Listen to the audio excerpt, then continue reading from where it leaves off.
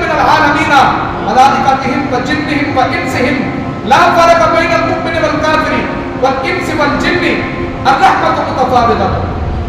آپ فرماتے ہیں نبی پاک صلی اللہ علیہ وسلم کا تمام جہانوں کے لیے رحمت ہونا اس اعتبار کے ساتھ ہے کہ میرے آقا کریم علیہ السلام تمام ممکنات پر ان کی جو ہے وہ حیثیتیں جو ہیں ان کی قابلیتیں جو ہیں ان کے مطابق اللہ تبارک و تعالیٰ کے فیض کے پہنچنے کا ذریعہ ہے. مطلب یہ ہے کہ ہر فرد کو جو بھی نعمت پہنچ رہی ہے ہر فرد کے موجود ہونے کے لیے اس کو جو بھی چیز درکار ہے وہ ہمارے آقا مولا صلی اللہ علیہ وسلم کے وسیلے اور واسطے سے پہنچ رہی ہے.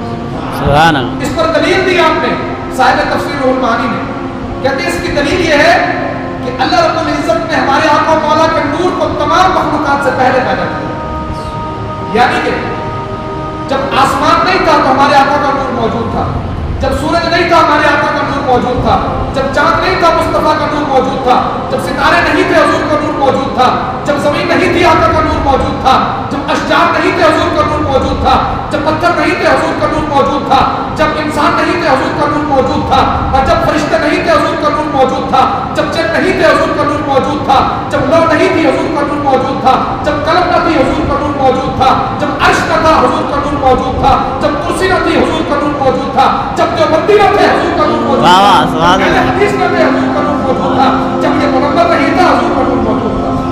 سبحان اللہ اکبر یا رسول اللہ یا علی زندہ باد زندہ باد زندہ باد زندہ باد. کیا دلیل ہے کہ سب سے پہلے حضور کا نور موجود تھا؟ حدیث پاک لائے ہیں کہ حضرت جابر رضی اللہ تعالیٰ عنہ میرے آقا کے صحابی ہیں, حاضر خدمت ہو کر عرض کرتے ہیں یا رسول اللہ صلی اللہ تعالیٰ علیہ وسلم یہ تو ارشاد فرمائے کہ اللہ تعالیٰ نے سب سے پہلے کس چیز کو پیدا کیا؟ پتہ چلا صحابہ کا یہ عقیدہ تھا کہ حضور وہ بھی جانتے ہیں جو ہو چکا, حضور وہ بھی جانتے ہیں جو ہو رہا ہے, حضور وہ بھی جانتے ہیں جو ہوگا. سبحان اللہ. اس لیے تو حضرت جابر پوچھ رہے ہیں یا رسول اللہ یہ تو بتائیے سب سے پہلے اللہ نے کس چیز کو پیدا کیا؟ تو فرمایا اللہ تعالیٰ نے سب سے پہلے تیرے نبی کے نور کو اپنے نور سے پیدا کیا.